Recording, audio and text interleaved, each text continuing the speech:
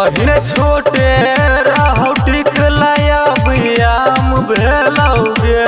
पहले छोटे रहो टिकलाया बियाम भेलौगे।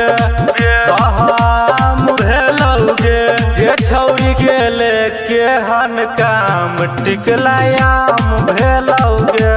ये छौरी के लेके हन काम टिकलायाम भेलौगे।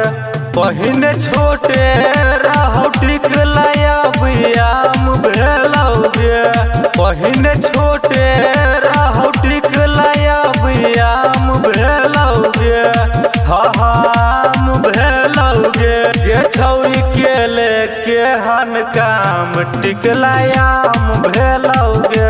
ये छौरी के लेके हन काम टिकलायाम भेलौगे।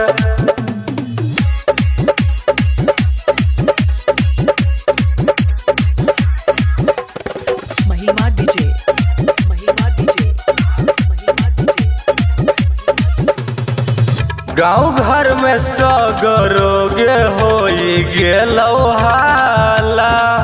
कहो छौरा रहोगे मधुबनी वाला। मधुबनी वाला मधुबनी वाला। गाँव घर में सगरोगे होई गेलौ हाला। कहो छौरा रहोगे मधुबनी वाला। तोहर गोल रहो न मायब समान भेलौगे। तोहर गोल रहो न मायब समान भेलौगे। हाँ समान भेलौगे ये छौरी गेले गे हन काम टिकलायाम भेलौगे। ये छौरी के लेके हन काम टिकलायाम भेलौगे।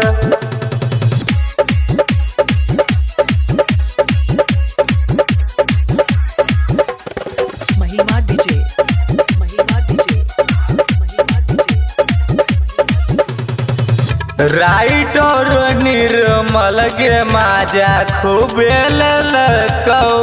छौरा रबिया फूल ना तोर फूल ललकौ।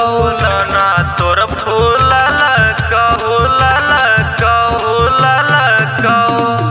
राइटर निर्मल गे माजा खूबे ललकौ।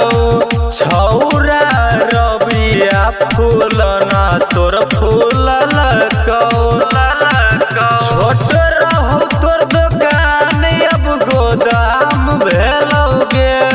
छोट रहो तोर दुकान अब गोदाम भेलौगे। हाँ गोदाम भेलौगे ये छौरी के लेके हन काम टिकलायाम भेलौगे। ये छौरी के लेके हन काम टिकलायाम भेलौगे।